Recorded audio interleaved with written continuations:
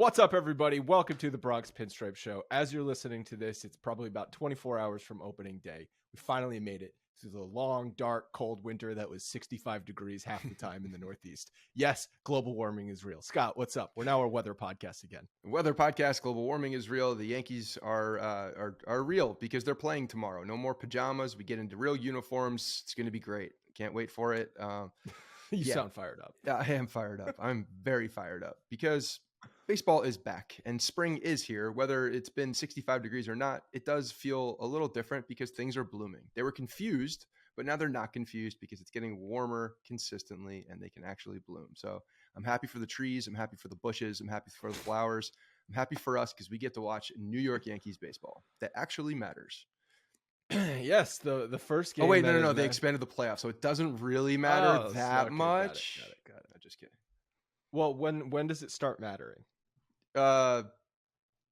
All-Star break? Well, it depends if shit goes wrong. That's what I was going to say. If they have a bad April, then every game matters. It depends. It depends how the if we have a good April, it's like, okay, that's cool. We were on pace to win 197 games last year in the first half, so let's see what happens.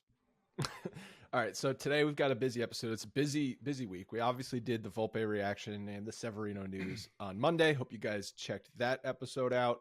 We've been recording preview episodes nonstop, and there's like 4 more to go today and the rest of the week. Those will all be coming out over the next week.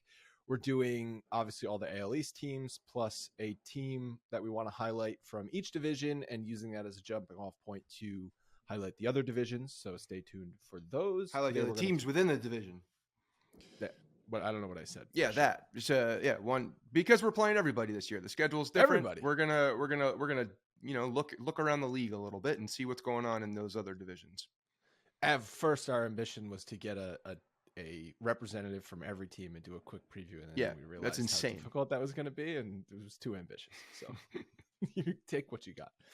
We're going to talk about final roster news, revisit our spring training awards, and then, of course, everyone's favorite every single year, our bold predictions, which are sure to hit. All right, some final roster news.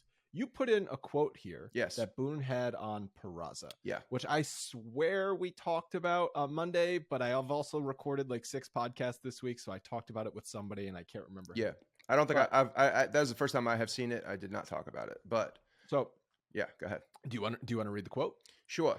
The quote is, this is Boone on Peraza. We still think he's going to have a long big league career as a shortstop, manager Aaron Boone said. Our message is to go handle your business down there. Go work and get better each and every day. The situation can change quickly. Okay. So I read this and, I have yelled at you multiple times about not listening to Aaron Boone and the things that he says. But this is a very interesting quote because it is very specific about a particular player where there is a non-opening. There's no little tiny opening of a door for the shortstop position in the Bronx. They just announced that there is their number 1 prospect starting at shortstop. That's going to be the guy. You can't just remove him for another prospect. So that said, what happens if it's May 15th and he was very specific in saying shortstop, that he has a career as a shortstop. So it whether was weird. So whether Volpe is hitting or not hitting early on, this guy is still saying that Peraza has a big league career at shortstop. So if you're reading into that, you believe that the Yankees also believe that Volpe has a career at shortstop ahead of him, a big league career at shortstop for the New York Yankees, considering he's going to be the starter out there on opening day. Therefore, what are we talking about? What are you talking about? Obviously, it's not with the New York Yankees. So that just leads me to believe all that we've suspected this is what we've thought for a while now, that Peraza is getting moved. Peraza has to get moved. And if he has a big league career as a shortstop, it's not going to be with the New York Yankees, because if they start dicking around with 2 prospects at the same position, all things are going to go bad, and we're going to go back and we're going to look at Jabba and Phil Hughes, and it's going to be all over again, but it's going to be at the shortstop position. So quickly, I want to read another quote Logan just put in our chat. This is Boone talking about Peraza. For the most part, he's been all right. Yesterday, he didn't have great at-bats, working on a little small mechanical thing. When he gets his load in the right way, he's pretty good. He's been okay. He's impacted a few balls. Yesterday was the first day where I didn't feel like his at-bats were great. Otherwise, whether he gets a result or not, the at-bats are all right. This was yesterday, or the day before yesterday? This was 3 or 4 days ago? Before the announcement or after the announcement? Before the announcement. Okay, I was going to say, kick the guy while he's freaking down. We get it. He's going to minor leagues. You don't have to. Okay, so I think one of two things. That quote, the one that you read, that they believe Peraza is an everyday shortstop in the big leagues. One of two things. One, and this is what I think is most likely, they want to maintain his trade value as a shortstop for another team. Because if you send him down and you're like, yeah, we're going to be moving his position around, we're unsure about his future at shortstop. We've got Volpe. Like you lose a bunch of leverage. You lose a bunch of their leverage is already gone at that point. I mean, he's a prospect. It is, but it isn't, because at the same time, yes, we're all excited about Volpe, but he could absolutely struggle. And there's been questions if he is a long-term shortstop in the big leagues. So if he struggles, and if he struggles defensively at shortstop, there could be talk about moving his position, because Gleyber Torres is also not long for this roster. Josh Donaldson is not long for this roster. So there are other spots for Volpe if he is not the guy at shortstop. It is March 29th right now. Making a quote like this in March 29th, when you just announced the shortstop as Anthony Volpe, is a very weird thing to do. So the only if you're weird talking for about Volpe, or are you just trying not to shit all over Peraza, a guy who you also believe in? Like, if they do actually believe in Peraza, they don't want to shit all over. Why do you have to say that he has a prospect. big league career at shortstop? I mean, everybody thinks he has a shortstop career. So just leave it at big league player. Big league He's career. Yeah. Okay. But why do you have to specifically say shortstop when you literally just announced your young guy at shortstop? Because I think Boone just talks sometimes and doesn't actually think about the words. And the words I think that maybe there was some. This is the type of thing where I'm looking behind the words and I'm like, okay, I think something's happening, and they're clearly looking to move this guy. Definitely happening. Or something what you just said, and another thing that we've suspected in the past is that they're possibly moving Gleyber Torres, and Anthony Volpe doesn't start at shortstop. He starts at second base, working with Willie Randolph a lot. That was something I wanted to talk about on Monday, and I forgot to mention that. But like, something I think is very cool is the tutelage that you see between Willie Randolph, who I think is an all-time baseball guy, and Anthony Volpe. So the two of them, chatting in the dugout is like, I love seeing that. That gets the juices. Give me a photo of that, please, for my office. Yeah, just the two of them in mid conversation. But there were a lot of nuance. There's a lot of nuance to the defensive position when you move from shortstop to second base and back and forth. They're different movements left and right. Obviously, just takes different footwork and things like that. And Willie Randolph is, you couldn't put very many people ahead of Willie Randolph to teach that, the footwork and all those things at second base. So that's another possibility. And I know that we're a day away from opening day and real baseball, but I don't know. It just feels like something else is on the precipice of happening.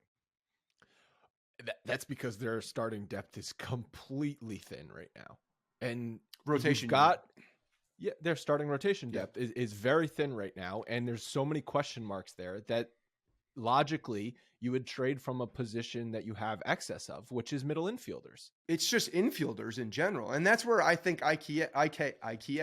But you're not going to trade Donaldson, right? So you've got middle infielders between Peraza, Gleyber, and IKF. Yes. You're obviously not trading Volpe between one of those three guys. But and I don't think it makes a lot of sense to trade IKF at this point. Because you're not getting a starting. You're not getting anything for him. He can play every position. So keep him on the roster with all this uncertainty across the different positions. Keep him on the roster because he can play across. He actually does have more value. Logan's going to roll his eyes at this. He has more value to you at the $6.5 million that you're paying him to be on the roster than he does in the trade market, because he's got zero value in the trade market. Logan needs to get over the IKF thing and just say, look, I think Logan is going to get over it. He needs to reassess IKF as a utility guy and not as a starting shortstop. And that's the difference, a huge difference. I'm okay with him as a utility guy. Yeah, he's a good utility guy. He's a fine utility guy. I was banging my head for him to play third base last year, where he won a Gold Glove. Right. But the Yankees said, "Hey, that is a Gold Glove third baseman." The Yankees looked over at the Rangers roster and said, "They've got a Gold Glove third baseman. That is our shortstop." And that's what the Yankees did. Well, so One other thing I wanted to mention that we forgot to we kind of talked about this. The video of Boone tricking Volpe. Yeah. The funny thing about that video Volpe or Volpe? Because you keep saying Volpe. I hear everything saying Volpe. Okay, Volpe. The funny thing about that video is that was exactly how the conversation was going to go, what they were planning. All of those reasons are why they were going to send him down to the big leagues if he didn't win the job, right? So all of that stuff was true. You only have a handful of games at AAA. You know, the reality is we've got other guys with major league experience, blah, blah, blah, blah, blah. And then he said, but you won the job. So it's funny because all of that remains true. So if he struggles, I do think there's a chance he gets sent down, and then that opens the door for Peraza, and then there it is. Oh, you're big. Because even Cashman has been talking about Peraza just needs to go down to the minors, focus on playing his game, and wait for an opportunity, because opportunities will come. Of things can change quickly was the exact quote. Things will change quickly. Guys will struggle. Guys will get injured. Guys will get traded, right? Like all of these are possibilities. Yeah, okay, fine. But no, don't do that. You need to give Volpe the time to mature and get his legs underneath him. You have to commit to him. You can't send him down after a month if he's struggling. You cannot do that. But what if it's June and he's hitting 170? You know, I still think you got to stay with him. You got to stay with the kid. It depends how it looks, right? Because if he's struggling defensively at the same time, then maybe there's a mental break where he's going down. But then when you're bringing Peraza up, you're digging yourself into a really big weird hole on how you're going to handle this now moving forward, unless somebody gets moved. Well, also, how shitty are Yankees fans going to be? Because if Volpe goes 0 for 4 on opening day and boots a ball in the field, are we going to get Peraza a chance? No, they should not. They booed Stanton on opening day. Well, Stanton gets paid a lot of money. These are young kids that are coming up to the organization, and we know how fans treat young kids coming up to the organization. They love them. We all love them. That's true. They're beloved. They're not hired guns. These are kids coming up and growing up in the Bronx, essentially. And this is a Jersey kid coming over. Like, this kid is just, he checks all the boxes. He checks all the boxes. He checks all the boxes, and he's going to have a leash.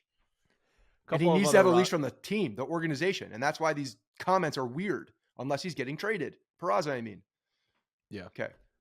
Or someone else getting traded, and then that opens up the door for Peraza to get called up in another capacity. It's either Peraza or Glaber. For Peraza to play in the major league in the major leagues and at shortstop, it's got to either be Glaber or it's got to be Peraza. Mm-hmm. Jimmy Cordero is made the bullpen, so we're waiting on a couple of other last minute, last position on the roster moves. Cordero, he is coming back from Tommy John surgery. He had that in March of 2021. So he's made the bullpen. They're still waiting on another spot in the bullpen and also the last roster spot. There was a bit of some weird timing on some more comments where they had not announced who's made the final roster spot on the bench. And they said that Calhoun and Florial are both going to head up to New York with the team. And then like a few hours later, we got the news that Calhoun was being sent down to AAA, right? Like that was the timing of everything. So it's just like that was just another weird timing, weird comments thing that happened this week. Yeah. Well, I mean, like you said, the guy puts his foot in his mouth sometimes. And, yeah, it was Ortega. It was Ortega. Ortega went. Yes, it was Ortega and Florial who were traveling to New York with the team, and then Ortega, he got let go. They released him. They granted his release. Okay. He was granted release, and Calhoun's the one who's staying with the team, and that was that's the depth guy that had a very good spring, and I think does have a major league career. I'm surprised because I thought for sure that he can opt out of his minor league deal. Yes, but he accept the. He accepted it. That's why we thought he would opt out of his minor league deal. Because I thought that he would have an opportunity somewhere else to play as a fourth or fifth outfielder on a major league roster. But clearly he sees the opportunity here because of who's in the major league. So who are they? What are they waiting on before they announce that last bench spot? A trade. Yeah. Yeah, I mean you're at your last cuts now, so Cashman's having a million conversations with people, probably looking for catching depth, and potentially looking to move a middle infielder is my gut for a pitcher. Yeah. But that shouldn't necessarily impact what you do in the outfield. No, it just matters. It's just the whole roster. Just, making sure that the 40 men and the 25 men are tight. Mm-hmm. So are you gearing up for opening day? Are you ready? You've been drinking your Athletic Greens? I have for the season on a daily basis. I got the bottles going. Like I have stayed consistent with the bottles in the refrigerator. It's my Sunday routine. It's worked very well. And I don't know if I told you this, but when I was in Denver 2 weeks ago, in the morning, what did my brother have for me? Was the altitude affecting you? No, but my brother Tim, shout out, had AG1 ready for me in the morning with a breakfast. Nice. Yeah. No coffee though? Actually, that was a point of contention. He only drinks like little shots of espresso, which is not very satisfying for me. So I had to wait for him to make a coffee. That was my complaint about the morning, but he had the AG1 ready. Well, AG1 is a daily supplement packed with 75 high-quality vitamins, minerals, whole food-sourced ingredients, probiotics, and adaptogens that help you start your day right. We've been telling you about it for months. If you have not tried it yet, I seriously do not know what you are doing or what you are waiting for. It supports mental clarity and alertness, promotes gut health with pre- and probiotics. It can give you better sleep quality and recovery. It boosts your energy, and it can help you survive the altitude of Denver or the disgusting dehydration. Vegas. Yeah, the dehydration of both cities. Overall, it just makes you feel better. AG1 contains less than 1 gram of sugar, no GMOs, no nasty chemicals or artificial flavoring, so you know what you're putting in your body is good for you. It's affordable. Each serving costs less than $3, which is a small price to pay. And if you're like us, it's super easy and efficient. Scott preloads all of those bottles for the week. It also just takes less than a minute to do in the morning, so you can do it as you're brewing your pot of coffee. Athletic Greens has over 7,000 5-star reviews and is trusted by athletes and health experts around the world. Go to athleticgreens.com/pinstripes for a free 1-year supply of immune-supporting vitamin D and 5 free travel packs. If you're looking for something that, a lot of people like to do their New Year's resolutions, but I feel like opening day, the start of baseball season, is another trigger to let's start a new routine. Now is the time. Go to athleticgreens.com/pinstripes to check out the deal. All right. I read actually an article, the year of the stolen base, and I know you're big on this. And I do think this is going to be one of your bold predictions. So would you like to wait to talk about this, or do you want to talk about the stolen base now? Because we got some numbers on it. Let's talk about it. I'm ready. All right. I'm excited for the stolen base this year. I know you are. So there's some data in here going back to 2018, looking at spring training stolen base attempts and success rate. In 2018, there was 1.02 stolen base attempts per game at a 70% success rate. Then in 2019, that went down to 0.97 attempts per game at a 70% success rate. They skip over 2020. 2021, 0.82 attempts per game, 72% success rate. And then 2022, last year, 0.77 attempts per game. So it's going down every single year, 73%. But then this year, up to 1.13 attempts per game, 79% success rate.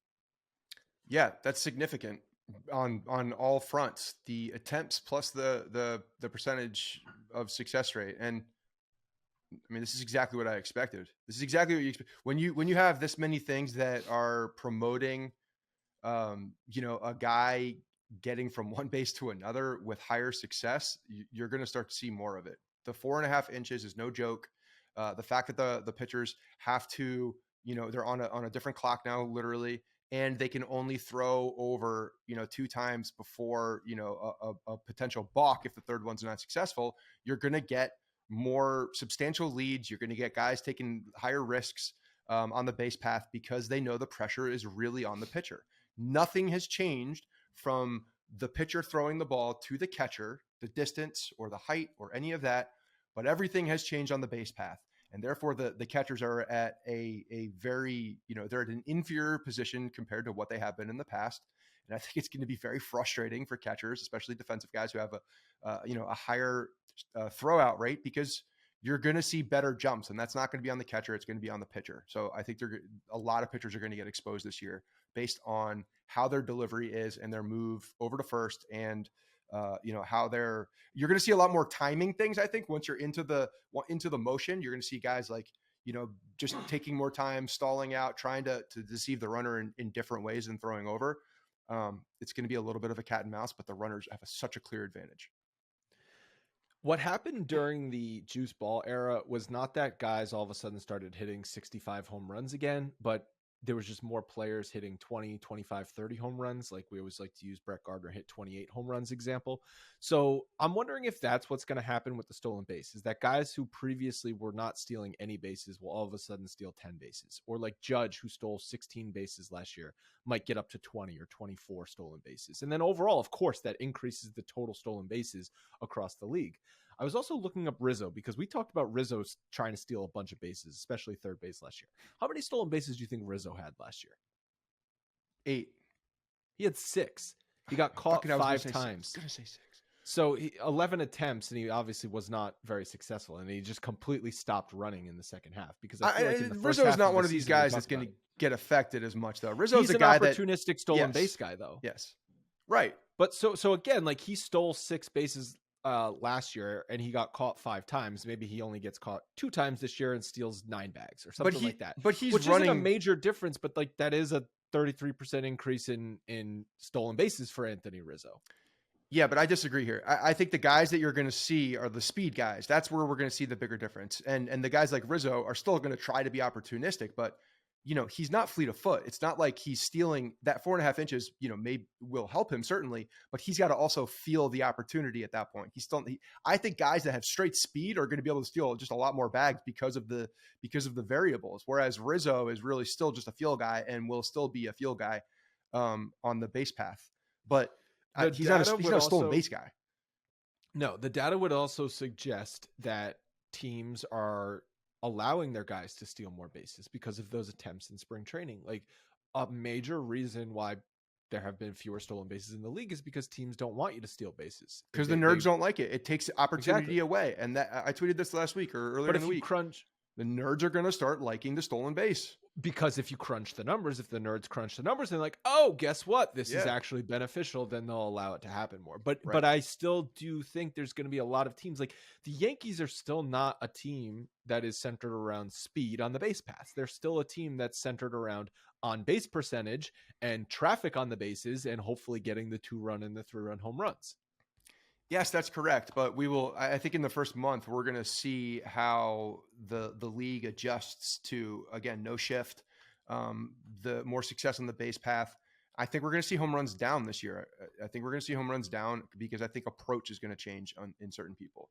And just overall, I think we're going to see home runs down. Maybe not a ton, but we're going to see a slight tick down, and we're going to see doubles are going to be up. On base percentage is definitely going to be up. Singles are going to be up. We're going to see guys with more hits. And just putting bat to ball and getting on base. And I think that changes the approach with some guys and launch angle and all that. Like, again, none of this stuff, these are going to be like lagging indicators of what's happening. And same thing with launch angle. There was a big emphasis on the lower leagues, even developmental players going up for launch angle and getting rid of just going bat to ball and making contact because the shift had taken away so many things. And I think that you see the long tail of that over 10 years or so. And I think we're going to see the same thing. I think it's going to be a little bit faster just because the opportunity is right in front of us with the shift changing and then the stolen bases. But it's not going to all happen at once. But I do think we will start to see that trend, that climb up, probably faster than we saw the launch angle trend. Another thing is that does it put more emphasis on catchers being able to control the run game? Like pitchers obviously have to control the run game, but they're going to have their hands tied a little bit with the pitch clock and the pickoff attempt rules. Catchers with strong arms might come back. They might be looked at as more valuable because one of the best things about Gary Sanchez early in his career defensively was his arm strength. And then it's like, well, no one's stealing bases, so what good is that arm anymore? And then it's like he had so many deficiencies elsewhere. I'm not saying Gary Sanchez is going to become valuable again, but a guy who could throw out runners might become valuable again. And I know Higgy is not good at throwing out runners, and I know Logan and Ilya are looking up Trevino right now. Trevino's also not good. He's not great. I mean, so I'm looking at his pop time because I think that's kind of just a telling stat. So he ranks I had it right here. 53rd, I believe it was. Well, now 53rd? I'm looking at 53rd. Now I'm looking at average. It says 44th, which is bottom 32nd percentile in pop time to second base. That's not good. Out of how many out of every catcher with like a X innings, probably like minimum 84 innings? Catchers on this list. Okay, so on he Baseball ranks Savant. right in the middle of the pack for catchers for pop time, and Higgy, I believe, is even worse. So, I mean, if more guys are stealing bases, that could. I mean, we like the Yankees' defensive catching because of their framing and what they do to be able to call a game and everything, but that could also come into play if they're not able to throw out runners. I think the guys with strong arms obviously have a higher opportunity for success, but I still think it's going to be very difficult even for that, because I think a lot of the base stealers are going to really be taking advantage of the pitchers, not so much I think the catchers are at a real disadvantage this year. We'll see. I'm interested to see how it plays out. It's just a hypothesis, could be well off, but yeah, I think it'll be. I think you're going to see a lot of the grades on the catchers are going to change. Okay, let's revisit our spring training award predictions and see which ones we hit on and which ones we didn't. The first award we did was Best Shape of Their Life award. I said IKF and you said Aaron Hicks, and it actually was Luis Severino, because very early on in spring training, Boone did a press conference and said that Sevy is in elite shape. That was on February 18th. Yeah. And we all know how that. Josh Donaldson also, Josh Donaldson was the sleeper award there because of that article on how he reinvented his training program. Right. Okay. The Just Don't Get Injured award, I said Stanton and you said Severino, and obviously Severino's injured, so you nailed it, but also crap. Yeah, unfortunately nailed that one. The Greg Bird Mr. March award for the player who has the best spring training, but that player actually sucks. I said Josh Donaldson and you said IKF. Judge did have the highest OPS of a major league player for the team, 1.151, but he's not a Mr. March. He's a real MVP. Yeah. Oswaldo Cabrera had a good spring training, 340 batting average with an OPS just over 1,000. Also doesn't suck. Developmental player. Suck. Yes. We're all hopeful that he's going to blossom into an everyday player for the Yankees. However, Josh Donaldson, 995 OPS with 4 dingers, a 263 batting average. I think that might qualify him for the Mr. March award. All right, so here we're doing what we're hoping for right now is that we are wrong in the fact that he does not suck, and he can just sustain and be old Josh Donaldson. That's the icing on the cake here. The glass is half full. The glass is half full. The Rosel Herrera Award for the player that has a great spring training. We probably never hear from them again. We actually both said Andres Chaparro, who was a non-roster invitee in 2022 and had a great spring. He had another good spring this year. He had a 1.135 OPS with 5 home runs. He's not a prospect, but he's also a young player, so it's like we might hear from him again, and it might be next spring training. That's true. We'll see how that plays out. Not a prospect, but good for him. It's when you see a guy that's not highly touted have success. I'm happy for them. This is a great award to win. Yeah, there's worse ones to win. Just working on your timing award. I said Judge. I thought he was going to come in after the big contract in the media tour this offseason and just sort of not have a great spring. I was wrong about that. He was awesome. You said Anthony Rizzo, and I think you nailed that one because Rizzo hit 216 with a 637 OPS, and I know he also he's not injured, but he did have that he was dealing with back. He had a back stiffness, or he had a back. He had a creaky back, I think is what the actual was. Or cranky back. It was a cranky back. Cranky back. It talked back to him. Not good. Just building up his arm strength award. I said Clay Holmes. You said Garrett Cole. Turns out it was probably Carlos Rodon, whose arm strength is not good because he's injured. Yeah, so he's not building up his arm strength.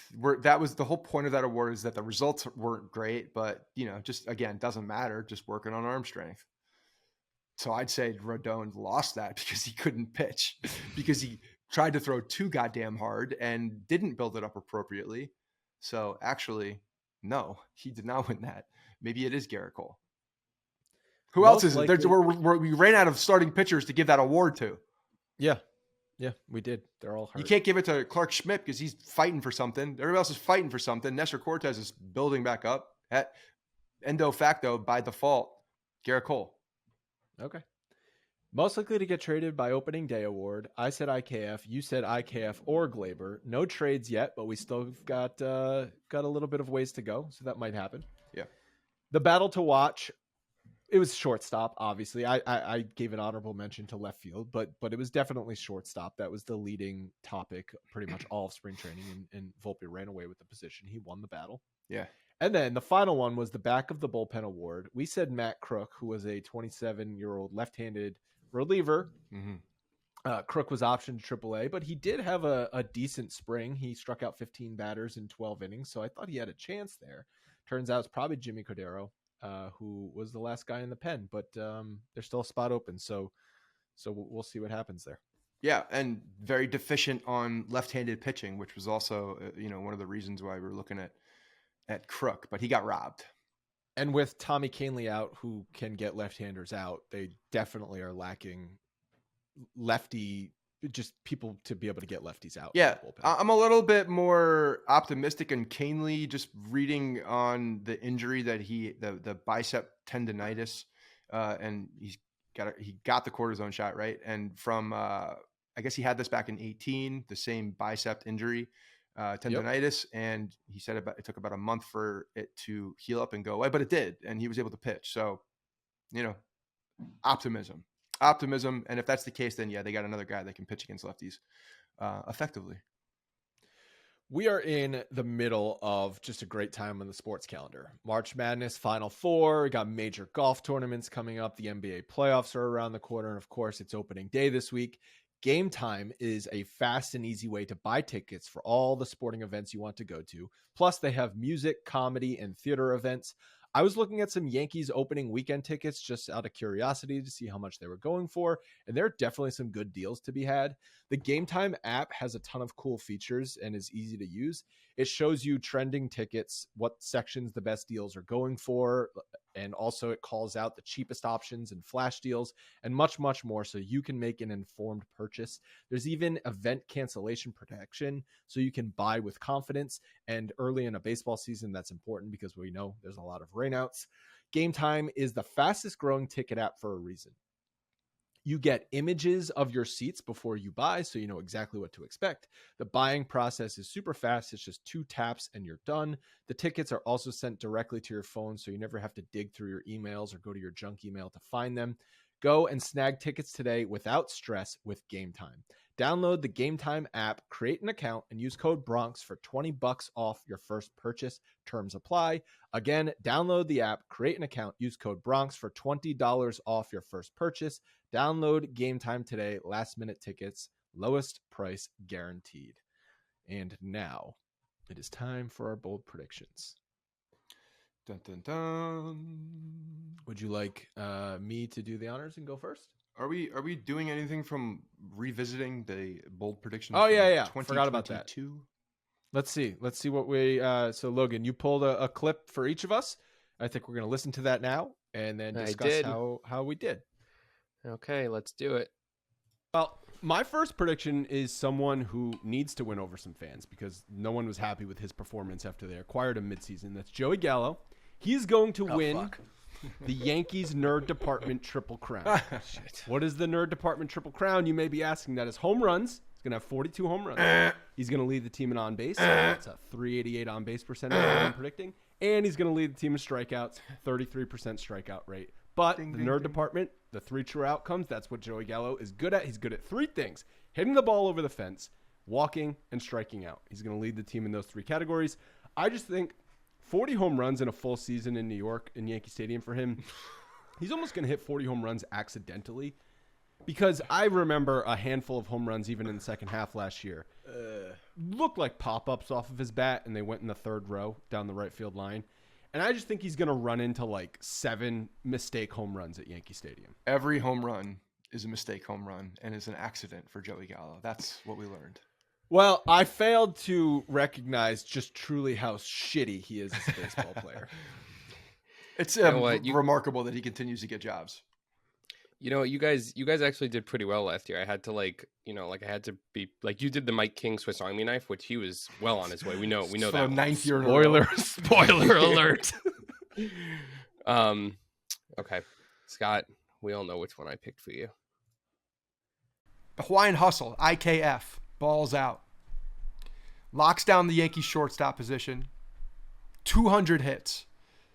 330 plus on base percentage.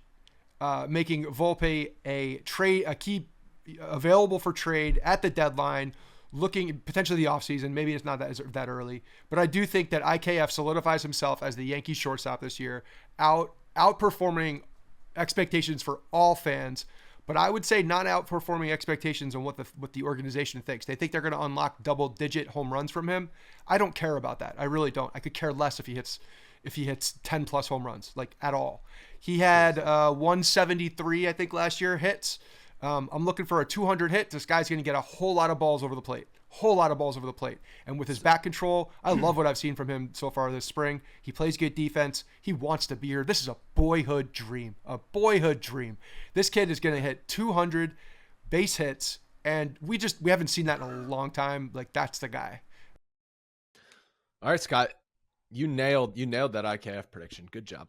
Yeah, thank you very much. You know, a lot of these bold predictions are just that. You know, you gotta step out of the box, put yourself out on a limb, and fail miserably, and be not afraid.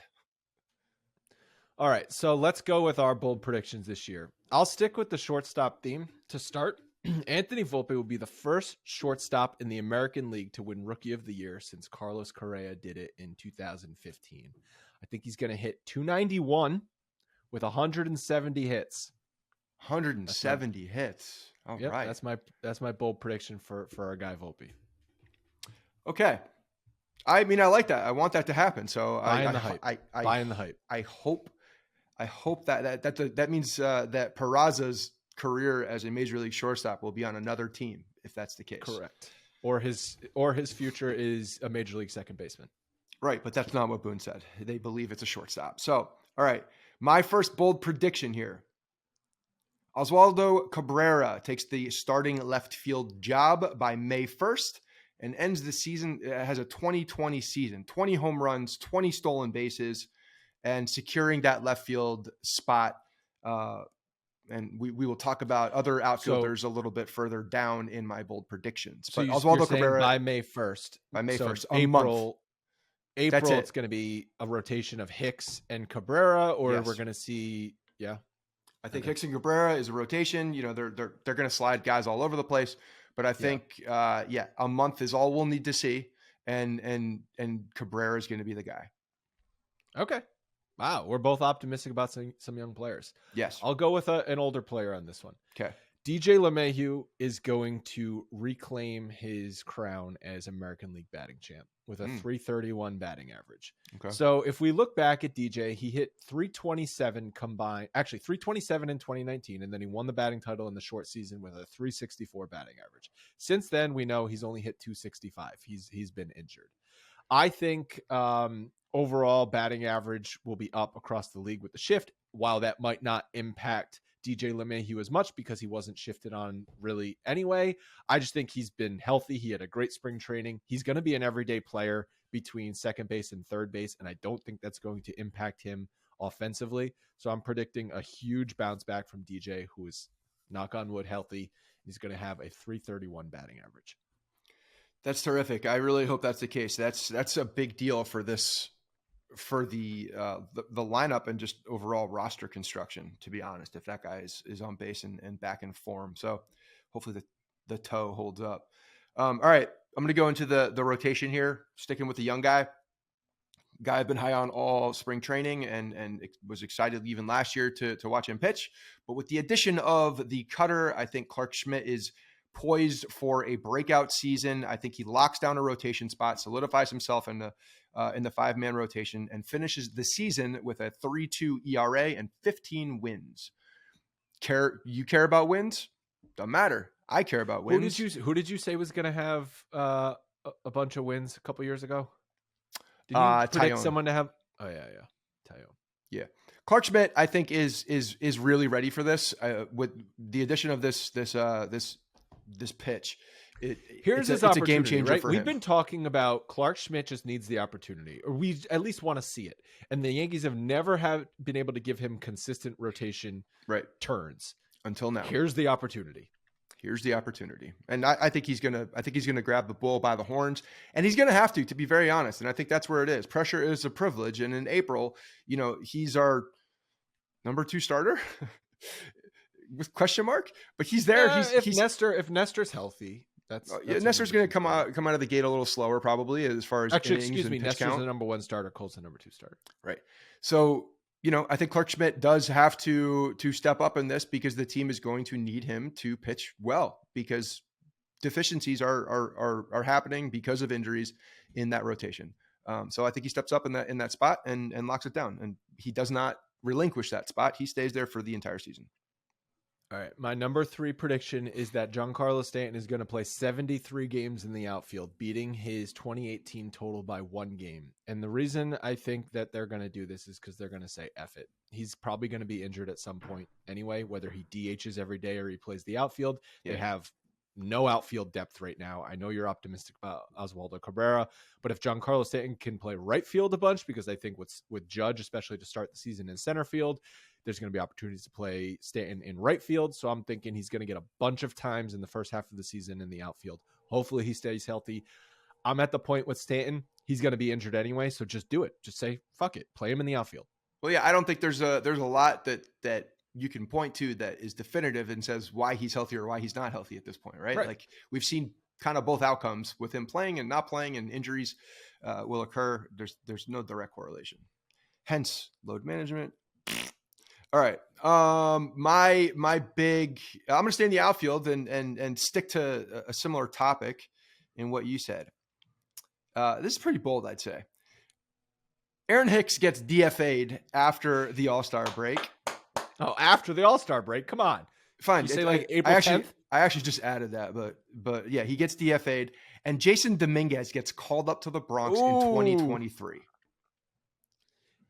There's your outfield September call up. So not a September call up for not Dominguez. A September call up. Like an actual call up. Yeah, I'm not gonna claim that as a victory. An actual call up to help the team right around the All-Star break, I'd say. Because what do I expect? Hold on. But if Oswaldo Cabrera is winning the left field job definitively, and we expect Harrison Bader, do you not expect Harrison Bader to come back? I don't know what to expect from Harrison Bader. I really wanted to put a Harrison Bader bold prediction in here, but the fact that one, he's on, this is the last year of his contract, and he's got this oblique serious thing. Yeah. And it was not a mild oblique strain. It was a bad oblique strain that shuts him down for an extended period of time. And 6 weeks is a long time. I know they say he's doing well and ahead of schedule in the way that they expected him to recover. And I really do, because I think that if Harrison Bader is on the field, I wanted to put in here 40 stolen bases for Harrison Bader, because I think he's got the ability to do that. And I think if he's playing, he will do that.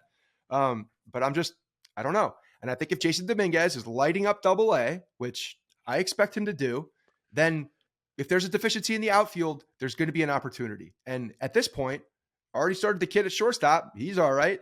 Why not bring another kid up? Let's just see what we got here and push the cards, push the chips into the table.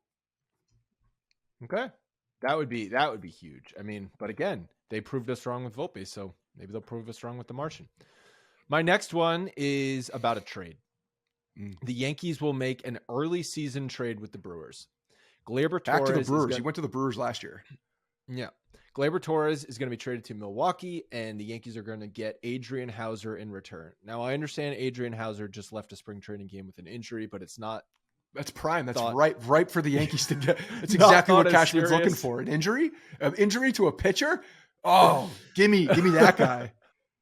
The Brewers have really a big problem at second base, and they have depth in their rotation. Hauser's a kind of an interesting pitcher. So he's got 2 years left of team control and an injury history. So like you just said, perfect for Brian Cashman. He's been up and down. He was really good in 2019 and 2021, and he was bad in 2020 and 2022. So 2020, 2019, 2021, those are odd years. 2023 is also an odd year. So now is the time to trade for him. He's a sinker ball pitcher. Back in 2021, opponents only hit 209 against his sinker. Yankees, they like their sinker ball. They love the sinker. They love the sinker or two-seamer, so depending on how I was just, I was trying to come up with trade options for Gleyber because I do think he is the most likely to get traded for two reasons. One, he does still have some value, and I think you could get a back of the rotation piece for him. And two, that does shed payroll for the Yankees. Donaldson, you're not going to trade him. I just don't see that as logical. And IKF, for the reasons we said earlier in the show, makes more sense to keep him.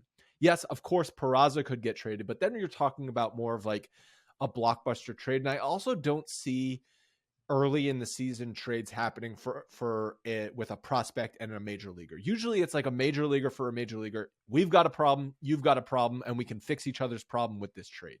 Mm-hmm. All right, I'm gonna give you two real quick because I had a number 6 was honorable mention because it was a trade and it's just a little bit more far fetched. And I wrote it this morning after reading that quote. Peraza and Gleyber get traded for a starting pitcher, making way for it. Actually dovetails into some of yours.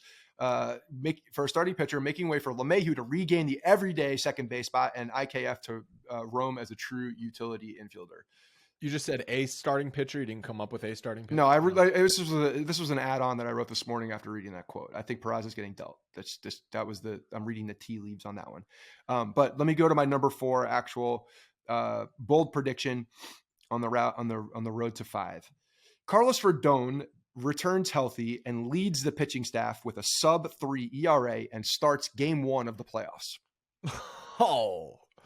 So is Cole injured? Is Cole bad? No, Cole is very healthy. This is a dick shot directly to Cole. Show me your nuts. Prove me wrong. There is no chance of that happening. Do not give up 500 home runs and lead the league again in home runs and have multiple exits with multiple runs given up in the 5th inning. And yeah, you have another guy who could pitch at a very high level right now. And I think that Rodon has shown a sub-3 ERA in San Francisco. Also has shown it in his last season with the White Sox, where he had a tremendous season. So he's proven that he can do it in the American League. I think this injury is a blip on the radar. I think they're being extra cautious for him and starting the season, but I think he's going to come out and I think he's going to pitch really well. And yeah, Garrett Cole, needs to assert himself as the alpha, but I think Rodon is the alpha. Is this series that the Yankees are playing a 3-game series or a 5-game series? I'm hopefully it's a 5-game series. And we have a first round bye here and it's not a 3-game series because that would make a lot of sense. And yeah, Rodon, look, if you're looking at that as a problem, you shouldn't, because I do believe that Garrett Cole will still pitch. Problem. I think Garrett Cole will pitch well, but I think that when you clearly see a guy that's having an all-time season. We did it last year. We clearly saw a guy last year who was better than Garrett Cole. No. A guy with a track record of being that guy. Carlos Rodon is that guy. Nestor Cortez, not that guy. I understand Cortez didn't have the track record, and that's important. I would be shocked. Cole would have to be even worse than he was last year for that to happen. And even so, I don't think it would happen. Even if Cole pitches to a 4 ERA and once again leads the majors in home runs allowed, they don't have the balls to not start him in game 1 of the playoffs for 2 reasons. 1, all of the money they're paying him. 2, he will mentally crumble. Okay. They grow the balls, they drop, and they do the thing that I said. Hence, bold predictions. Go ahead. Okay. My last one is about the division. I always like to do one about how I think the division is going to go down. So I was looking at the calendar. September 26th through the 28th, the Yankees play a 3-game series in Toronto. It's the second to last series of the year. That series is going to decide the AL East winner. I think both the Yankees and Blue Jays are the 2 best teams in the division. I think they're going to enter that series each having 90 wins, and that's going to be a massive series to decide who wins the division. The Yankees have the luxury of playing 3 games to end the season in Kansas City, whereas the Blue Jays have to play 3 at home against the Rays. So there's a chance, even if the Yankees lost that series and then leave town down a game, they get to go beat up on the Royals, and then the Blue Jays have to deal with Tampa. But I think that series, I'm circling that series as a key to winning the division, because I think, unlike last year, the Yankees are not going to be running away with this division. I think it's so competitive between the top 4 teams. Baltimore, like, I still think that's going to be a hard. Yeah, they're going to be a pain in the ass this year. I think know how people good are Tampa sleeping and on Toronto are. I got to be honest. Like I have a weird feeling about the Red Sox. I know everybody hates their team. The Red Sox are trash. Yeah, they're okay, so bad. We'll see. They don't. I know. Go look at their we've said that in the past, and then all of a Corey sudden, Kluber is their opening day starter. I'm just saying he's pulled magic out of his fucking hat in the past. Well, if God help us, if the Red Sox are competitive this year, like, that's going to be a freaking impossible division. So that's my prediction for the division. I do think the Yankees are going to be right there, but I think the Blue Jays are just as good, and I think that last week is what it's coming down to. All right, let me shit on that prediction real quick. You just win 190 games. You just completely contradicted yourself. You said that series is gonna make or break the AL East, but then in the same breath you said if they lose this series they could still win it because they're playing the Royals and the other guys are playing the Rays. I just said that so they could win or lose it and playing still win. Tampa. No, if they get swept, they can't. Okay. Yeah, pivotal game. Pivotal series. I do think the Blue Jays are going to be right there. They didn't play to their abilities last year. They have a good team. They've made some really good moves. I think that they're going to be an extremely tough out. I also went to the division here and went and beyond. Everybody knows I'm a glass half full guy, very optimistic. I think that the Yankees do win 105 games. You had them at 90 into that series, which is very low. If they're at 90 wins, they're not beating it out. They're year 93, 94, which is exactly where their over-under is. So I got them at 105 wins. Do you realize what their starting rotation is for the first month of the season? Yeah, and that's why Clark Schmidt's going to be the guy there. Don't worry about it. They're going to win the AL East and finally exercise their demons against the Astros, beating them in the ALCS and win the World Series against the St. Louis Cardinals. 105 wins. 105 wins. So 6 better than last year. Yeah. After that first half, absolutely. That second half was historically bad. I know the first half was historically good. It's 500. Compared to that team, they were so freaking bad. So freaking bad. Do you think that first half team is the true team? No, I think there's a somewhere in between, and I think 6 wins is very appropriate. Somewhere in between, which would be about 94 wins. No, I think that they're definitely much better than a 500 team as well. So you're looking at a significantly better second half as well. And I think they're going to make a move at the deadline to put them over. They have to. They're the New York Yankees. I'll say it every year. All right, that's going to wrap it up for our bold predictions and today's show. Tomorrow's opening day. We will probably post. I think we're going to post a preview episode tomorrow. Maybe we should probably do the NL West one, right? Since the Yankees start the season with the Giants. Yeah, I'm talking to the guys with that cover the Dodger heads this evening. So yeah. So check out the NL West / Dodgers preview Thursday morning. Then there'll be another preview Friday. I think we're going to just roll through the weekend with preview episodes. Anything else you want to touch on, Scott, before we wrap it up? Big day tomorrow. Thank God that Arson Judge is not on the San Francisco Giants starting, coming out there as the first batter of the season in Yankee Stadium. There's got to be arson signs in the stands, right? Yeah. Yeah, absolutely. There's going to be a lot of trolling for the Giants, even though the players have nothing. Somebody should make an Arson Judge San Francisco Giants jersey. I'm sure it's already happened. Yeah. All right.